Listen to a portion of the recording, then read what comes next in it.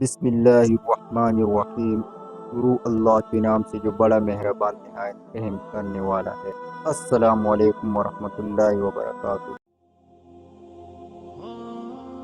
دجال کا فتنہ اور ظہور۔ دجال کا فتنہ امت مسلمہ کے لیے سب سے عظیم فتنہ قرار دیا گیا ہے۔ یہ وہ فتنہ ہے جو حضرت آدم علیہ السلام کی تخلیق سے لے کر قیامت قائم ہونے تک آنے والے فتنوں میں سب سے بڑا فتنہ ہے۔ دجال کے مطابق مسلمانوں کے پاس جو متکبر ترین ذریعہ ہے وہ نبی صلی اللہ علیہ وسلم کے احادیث مبارکہ۔ احادیث کی کتابوں میں صحابہ کرام رضوان اللہ اجمعین سے دجال کے محسوس سواری کے مطابق روایت کی گئی ہے، جس کا مجموعہ یہ ہے کہ دجال ایک چمکدار گدھے پر سوار ہو کر نکلے گا، جس کے دونوں کانوں کا درمیانی فاصلہ 40 ہاتھوں کے برابر ہوگا۔ دجال اس گدھے پر سوار ہو کر سمندر میں اس طرح داخل ہوگا جیسے گھڑ سوار اپنے گھوڑے پر سوار ہو کر ایک دم ندی میں داخل ہو جاتا ہے۔ یہ وہ وقت ہوگا جب لوگوں کی ایمانی حالت بہت کمزور ہو چکی ہوگی۔ دجال دنیا میں 40 دن گھومے پھرے گا اور ان 40 دنوں میں ایک دن ایک سال کے برابر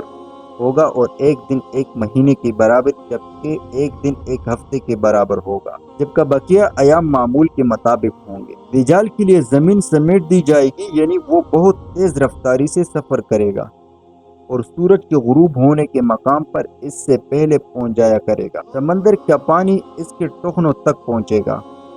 دجال کے پاس 70,000 کی فوج ہوگی، جس کے اوپر سبز رنگ کی چادریں ہوگی، یہاں تک کہ وہ ابو المار کے ٹیلے پر آ کر ٹھہر جائے گے۔ پھر وہ ایسے بلند آواز دے کر سب کو بلائے گا کہ اس کو زمین و آسمان کے درمیان سارے مخلوق سن لے گی۔ پھر دجال ان سب لوگوں سے کہے گا کہ تم لوگ میری عبادت کرو، میں تمہارا خدا ہوں۔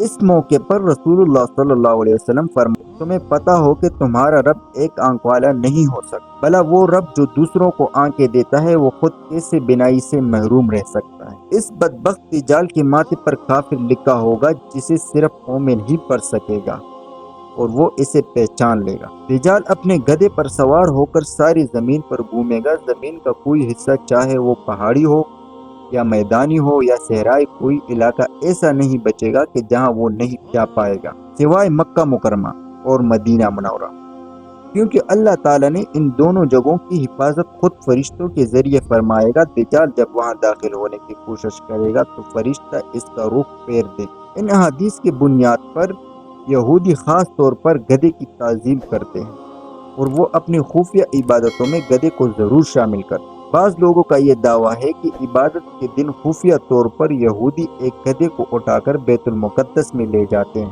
جہاں مختلف رسم اور رواج کے مطابق اس گدھے کو سجایا جاتا ہے۔ یہ تمام باتیں اس جانب اشارہ کرتی ہے کہ عروج دجال کا وقت اب زیادہ دور نہیں۔ بلا شبہ یہ فتنوں کا دور ہے اور اس وقت انسانیت دجال اور دجال کی قوتوں کے فتنے عظیم کی طرف بڑھ رہی ہے۔ لہٰذا دجال کی قوتوں سے آگاہی رکھ کر ہی ہم اپنے نسلوں اور اپنے ایمان کی حفاظت کر سکتے ہیں۔ اللہ پاک ہمیں اور ہماری آنے والی سب نسلوں کو دجال کے فتنوں سے محفوظ رکھے۔ آمین۔